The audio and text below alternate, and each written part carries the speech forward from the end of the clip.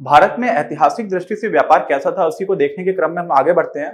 तो देखिए, कई जगह पर अलग अलग तरह के व्यापारिक समुदाय निकल करके आ गए। जैसे आजकल बहुत सारे लोग हैं वो मारवाड़ियों की बात करते हैं, गुजरातियों की बात करते हैं। ऐसे ही मध्यकालीन भारत में और अंग्रेजों के आने के समय तक भी, उसके बाद भी चलते आए हैं। वैसे पंजाबी और मुल्तानी, ये ऐसे व्यापारी हुआ करते थे जो उत्तर भारत था, खासतौर से पंजाब और जो पाकिस्तान आज का है, क्योंकि मुल्तान आज पाकिस्तान में। मुल्तान का सुल्तान मालूम है किसको कहते हैं? सहवाग को कहते हैं, क्योंकि उसने 300 रन से ज्यादा बनाए थे। एक मैच हुआ था, क्रिकेट मैच, तो मुल्तान का सुल्तान कहा जाता है सहवाग को। तो वही मुल्तान के जो व्यापारी हुआ करते थे उनको बोला जाता था मुल्तानी। तो ऐसी मुल्तानी मिट्टी भी होती है, बहुत सारे लोग लगाते हैं उसको, खासतौर से लड़कियां उसको यूज करती हैं, तो वो भी वहीं से आया करती थी। ये हमारा देश तब एक ही हुआ करता था, बाद में उसका विभाजन हो गया, तो वहां के ये व्यापारी हुआ करते थे। ऐसे ही भट्ट व्यापारी हैं जो राजस्थान और गुजरात। अब एक बात यहाँ पे समझना चाहिए कि जब हम लोग इतिहास की बात करते हैं ना, तो उस समय पर राजस्थान या गुजरात जो आज हैं एग्जैक्टली वो नहीं हुआ करते थे। अलग अलग तरह की सीमाएं बदलती रही हैं। पूरे देश की सीमा नहीं बदली है, लेकिन देश के अंदर राज्यों की सीमाएं, कोई पहले राजा रूल करता था तो उसकी सीमा, ये सब एकदम फिक्स्ड नहीं होती थी, बदलती रहती थी, है ना। तो आज का जो गुजरात और राजस्थान है, उसका अधिकांश क्षेत्र ऐसा आता था जहां पर इन व्यापारियों के समूह को क्या बोला जाता था? भट्ट कहा जाता था। और ऐसे ही जो भारत का पश्चिमी क्षेत्र है, यानी कि और थोड़ा नीचे चले आएंगे, महाराष्ट्र की तरफ भी देखेंगे, तो वहां पर, और गुजरात का भी काफी हिस्सा था, वहां पर इनको महाजन ही बोला जाता था। और आज भी महाजन, भट्ट, इस तरह की कम्युनिटीज चल रही हैं। लोग अपना सरनेम इस तरह का यूज करते हैं, ठीक है। अब देखिए, ये तो बहुत ही आसान चीज है। व्यापारियों के वर्ग के साथ साथ बहुत सारे अलग अलग तरह के व्यवसाय करने वाले लोग भी आ गए।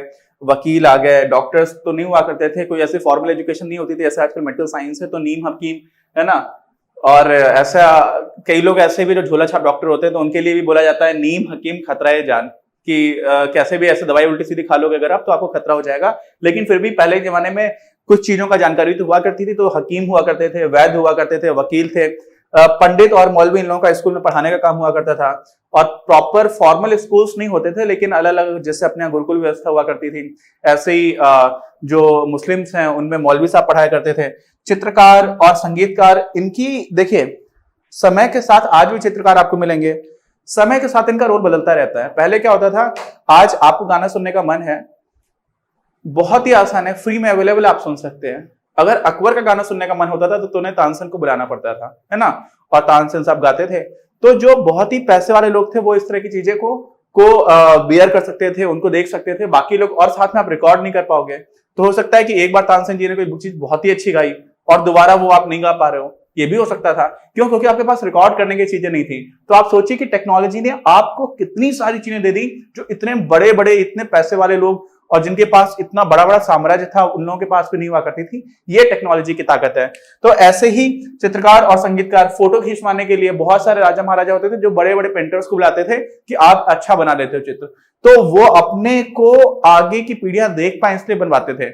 लेकिन आज तो आप फोटो खींच के डाल सकते हो, है ना, सारे लोगों के पास मोबाइल फोन से कैसे भी खींच के डाल दो, और वो ज्यादा सही फोटो होती है, वो एक्चुअल लग रहा होता है। पहले के तो बहुत सारे चित्रकार उतनी अच्छा नहीं बना सकते थे, तो वो सारी चीजें भी रहती थी।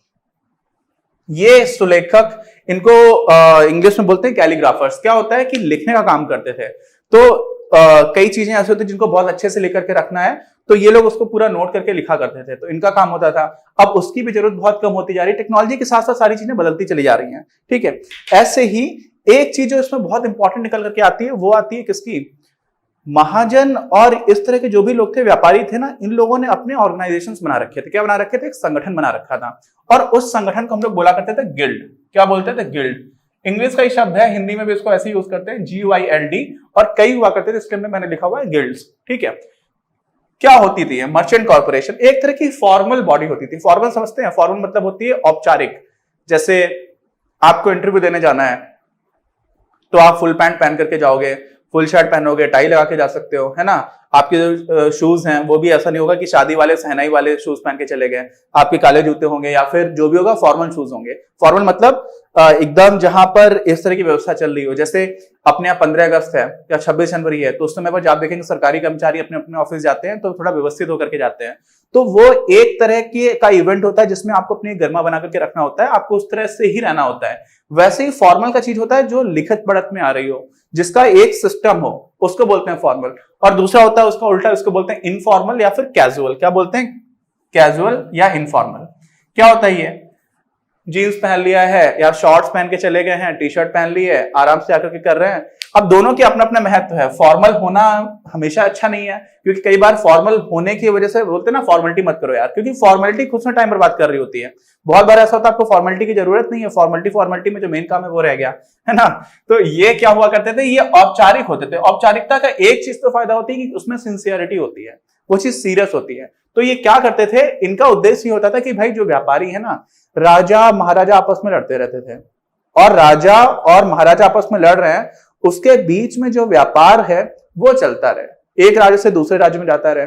और राजा महाराजा भी इनकी बात ठीक से सुनते थे। क्यों सुनते थे? क्योंकि राजाओं को चाहिए होता था पैसा। क्या चाहिए होता? पैसा। राजाओं द्वारा भी इनको स्वीकार किया जाता था। क्यों? क्योंकि उद्योग और व्यापार इन दोनों पर लगाया जाता था टैक्स, और उस टैक्स से इनका काम चलता था। जो भी राज्य, अब किसी भी राज्य को चलने के लिए टैक्स की जरूरत होती है। आज भी हम लोग को टैक्स लगता है। इनकम टैक्स बहुत कम लोग भारत में देते हैं, क्योंकि उस तरह की आय ग्रुप में आते भी नहीं, और बहुत लोग टैक्स की चोरी भी करते हैं। लेकिन कॉर्पोरेशन टैक्स वो भी जो कंपनीज है वो देती हैं। बट इनडायरेक्ट टैक्स जैसे कि जीएसटी, ये सारे लोग ही देते हैं। कुछ भी आप खरीदोगे उस पर टैक्स लगेगा। लगभग बहुत कम चीजें ऐसी हैं जिन पर 0% टैक्स लगता है, जो एकदम बेसिक मानी आती हैं। खैर आगे बढ़ते हैं। इसमें फॉर्मल होने का मतलब क्या हुआ? एक चीज ये भी है कि नियम बनाए। मैंने बताया ना कि कुछ होता है, सिस्टम होता है। तो सिस्टम का मतलब क्या होता है कि नियम होते हैं, कौन सदस्य बनेगा, उसकी क्या क्या जिम्मेदारियां होंगी, इस तरह की चीजें रहा करती थी। और साथ में कोड ऑफ कंडक्ट, आचार संहिता। आप लोगों ने सुना होगा जब चुनाव वगैरह आते हैं तो ऐसा होता है कि आचार संहिता लग गई है, आप कुछ नहीं कर सकते, कोड ऑफ कंडक्ट लग गया। उसी को इंग्लिश में क्या बोलते हैं? Code of conduct. का क्या मतलब होता है इसका? इसका मतलब होता है कि अब बहुत सारी चीजें ऐसी, किस तरह से आपको अपना चुनाव प्रसार करना है, किसी दूसरे के धर्म को भड़काना नहीं है, किसी की धर्म की बुराई नहीं करनी है, धर्म का सहारा लेकर के वोट्स नहीं मांगने हैं, देश के विभाजन की बात नहीं करनी है वोट मांगते टाइम पर, ठीक है। तो ये सारी चीजें होती है हमारे कानून की जो आचार संहिता है उसमें। ऐसे इनकी अपनी आचार संहिता होती थी। आचार संहिता, आचार मतलब क्या था? आचार व्यवहार। आप किस तरह से व्यवहार करोगे, आपके कहां कहां पर क्या क्या चीज करना है, तो ये सब बना करके रखते थे। और इनका मेन काम वही है कि व्यापारी लोग का क्या, उनका अपना व्यापार चलता रहे, बाकी सारे लोग भी इनकी बात सुनते थे। और इनका जो मुखिया हुआ करता था ना, उसको राजा महाराजा भी उनको सम्मान देते थे। क्यों देते थे? क्योंकि राजा महाराजा को पैसे की जरूरत पड़ेगी, और इन लोगों का जो व्यवहार है वो सीधे सीधे राजा महाराजाओं के साथ में होता था। और राजा महाराजाओं को छोड़ करके एक और चीज ऐसी है जिसका बहुत ज्यादा महत्व रहा है और आज भी है, वो है धर्म। क्या है? धर्म। देखिए, एक होता है राज्य। राज्य का मतलब उत्तर प्रदेश, मध्य प्रदेश, ये नहीं। Nation state. नेशन स्टेट जैसे कि भारत। तो भारत एक व्यवस्था है, एक देश है, और उसके अंदर बहुत सारे लोग जो लोग रह रहे हैं वो अपने को भारतीय मानते हैं और भारत के संविधान के अनुसार जीवन जीते हैं, ठीक है। तो हमारे जीवन में निश्चित रूप से हमारे देश का बहुत बड़ा योगदान है, हम लोग किस तरह से जीवन जी रहे हैं। ऐसे ही बहुत सारे लोग हैं जो धर्म को भी बहुत महत्व देते हैं, बोलते हैं कि ये तो जीवन एक है। अलग अलग तरह की मान्यताएं हैं, वो साइंटिफिक है कि नहीं है, उन सारी चीजों पर अभी डिस्कशन की बात नहीं है। बात यह है कि लोगों के जीवन को शेप दे रहा होता है धर्म, ठीक। तो धर्म और राज्य दोनों ही ऐसे विचार हैं जिनसे हमारा जीवन बहुत हद तक प्रभावित होता है। और बिजनेस क्या कर रहे होते हैं जो लोग, बिजनेस कम्युनिटीज होती थी ना, वो राजा महाराजाओं को तो सीधा सीधा पैसे की जरूरत है, लेकिन धर्म की भी संस्थाएं होती हैं, धार्मिक संगठन है, या धार्मिक कोई त्योहार है, या धार्मिक कोई इवेंट है, उन सारों को चलाने में भी पैसे की जरूरत पड़ती है। या फिर कोई मंदिर बनाना है, कोई मस्जिद बनानी है, तो उसके लिए भी पैसे की जरूरत पड़ती है। तो ये लोग क्या करते थे? धर्म से भी अपनी साठगांठ बना करके रखते थे। किससे? जो भी धार्मिक प्रचारक हैं या कोई मंदिर बनवाना है, वो सभी क्या करते थे? क्यों करते थे? क्योंकि उसके बाद इनकी मान्यता और ज्यादा बढ़ जाती थी। जो भी समाज में सबसे महत्वपूर्ण संस्थाएं थी, राज्य और धर्म, दोनों से इन लोगों का अच्छी पहुंच रहती थी, अच्छा व्यवहार रहता था। मंदिर वगैरह बनवाने में भी, भंडारे करवाने में, इन सब में ये लोग योगदान दिया करते थे। तो इससे हो क्या जाता था? इससे इन लोगों का काम चलता रहता था। और इन लोगों का काम चलना क्यों इंपॉर्टेंट है? क्योंकि वास्तव में किसी भी जगह के रहने वाले लोगों की जो जीवन का स्तर है, वो अच्छा व्यापार जब किसी समाज में होता है तो बढ़ता है। क्योंकि अच्छा व्यापार होगा, इसका मतलब अलग अलग तरह की वस्तुएं और सेवाएं मौजूद होंगी, तो सारे लोगों को बेनिफिट मिलेगा। तो अल्टीमेटली इन्होंने किया तो अपने फायदे के लिए काम कर रहे हैं, लेकिन ऐसा नहीं कि बिजनेसमैन का जो फायदा है वो समाज के नुकसान का चीज हो। कभी कभी ऐसा होता है, कुछ लोग पर्यावरण को बहुत बुरी तरह से प्रदूषित कर रहे होते हैं, लेकिन औसतन अगर आप देखो तो जो बड़ा उद्देश्य होता है वो होता है पूरे समाज को बेनिफिट होगा। अभी हम लोग भारत में ही बहुत सारे ऐसे सेंटर्स थे जो ट्रेड के पॉइंट ऑफ व्यू से, व्यापार के दृष्टिकोण से, कॉमर्स के दृष्टिकोण से, इन सारे दृष्टिकोण से बहुत इंपॉर्टेंट हुआ करते थे।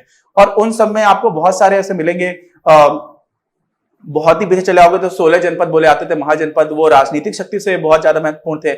ऐसे ही कुछ संगठन थे जो धार्मिक केंद्र हुआ करते थे। तो हम लोग अभी किसकी बात करेंगे, हम लोग मेनली उनकी बात करेंगे जो व्यापारिक केंद्र बहुत बड़े हुआ करते थे। तो वो देखने के बाद से फिर हम लोग इसी चैप्टर को आगे कंटिन्यू करते हैं। आगे बढ़ने से पहले कुछ और टर्म्स लिखे हुए हैं मैंने बोर्ड पर। एक तो लिखा हुआ नगर सेठ। नगर सेठ क्या होता था कि जैसे ही अहमदाबाद अपना जो क्षेत्र पड़ता है वहां पर जो सबसे बड़ा व्यापारी होता था या व्यापारियों की जो भी यूनियन है, उनकी कॉर्पोरेशन है, मर्चेंट कॉर्पोरेशन, उसका जो चीफ होता था उसको क्या कहते थे, नगर सेठ कहा करते थे। यहाँ पर क्या लिखा हुआ है कि कैसे कैसे आमदनी होती थी राज्य की। सीमा शुल्क, कस्टम्स ड्यूटी होती है जिसको आजकल हम लोग बोलते हैं। चुंगी कर, चुंगी का मतलब क्या होता है कि आप किसी शहर से निकल रहे हो तो आपको वहां से सामान ले जाने के लिए भी आपको पैसे देने पड़ेंगे, तो उसको बोलते थे चुंगी। इसी को इंग्लिश में बोलते हैं ऑक्ट्राई, ठीक है। और उसके बाद नौका कर, नाव से सामान इधर उधर जाया जाता था, तो जो भी सामान जाने वाला होता था उसके ऊपर टैक्स लगा करता था। तो ये सारी चीजें थी। और इसके साथ ही क्या हुआ करता था कि बाकी सारी चीजों में जो मैं अभी केंद्र के नाम बता रहा था, इसी में एक पॉइंट आ जाता है। मैंने एक वीडियो बनाया था, उसमें लिखा हुआ था, वो मैंने एक्सप्लेन नहीं किया था। वहां पर लिखा हुआ था क्या, मुजीरिस।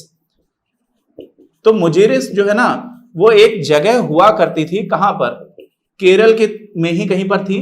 एग्जैक्टली कहां है इसको लेकर के अभी तक थोड़ा थोड़ा मतभेद है। एग्जैक्टली अलग अलग इतिहासकारों को थोड़ा अलग अलग प्रमाण मिलते हैं, लेकिन इसका जो नाम है ना मुजीरिस का, वो बहुत सारे जो प्रथम शताब्दी थी, यानी कि आज से लगभग 2000 साल पहले, उस टाइम पर मुजीरिस से कई चीजें जाती थी। कहां पर, रोमन एम्पायर में। इसकी बात की गई थी। ये पिछले वीडियो में एक जगह पर लिखा हुआ था, मैंने एक्सप्लेन नहीं किया था, इसलिए इस वीडियो में बता दे रहा हूं।